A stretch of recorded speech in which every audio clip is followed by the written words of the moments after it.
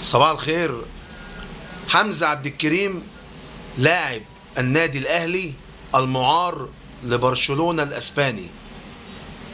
زي ما حضرتك سمعت كده، حمزة عبد الكريم اللاعب المصري لاعب الأهلي المعار لبرشلونة الأسباني.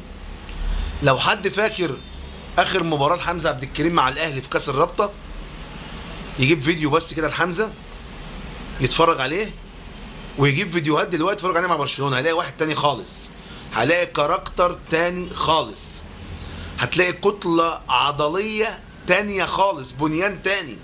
مش هو ده اللي كان في الأهلي. اللي كان في الأهلي كان لعيب طويل بس. دلوقتي ما شاء الله لا قوة إلا بالله، تتكلم في هيركليز.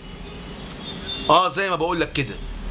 فانضمام حمزة عبد الكريم لمنتخب مصر الأول في كأس العالم أمر بديهي، لا جدال ولا نقاش فيه. ما هوش في وضع مقارنة مع حد.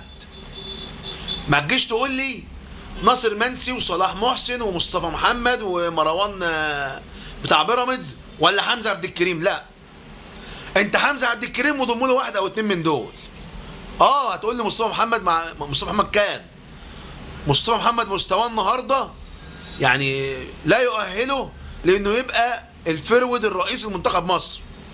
اصلا كابتن حسام بيلعب بعمر مرموش فرود صريح، فيبقى بديل مرموش حمزة عبد الكريم. دي وجهة نظري وده كلام بديهي، مش محتاج. انت مش هتقعد تقول اخد حمزة عبد الكريم بتاع برشلونة ولا لا، مش محتاجة يعني. اصل انا شايف على الصفحات ولازم فلان ينضم. فلان مين يا جماعة؟ احنا عندنا مهاجمين في مصر خالص خالص. ما عندكش ولا فرود مصري، لا جوه مصر ولا بره مصر، يصلح لقيادة منتخب مصر في كأس العالم. يبقى انت هتلعب بعمر مرموش والبديل بتاعه حمزة عبد الكريم، مش حد تاني. مع احترامي للجميع يعني، كله بياكل عيش، بس احنا مش عايزين حد بقى ياكل عيش. هيبقى عندك الفرود الاساسي بتاع مانشستر سيتي والفرود اللي بتاع برشلونة. ما حصلتش في تاريخنا قبل كده في مصر، ما شفناهاش. فما تضيعوش الفرص دي علينا.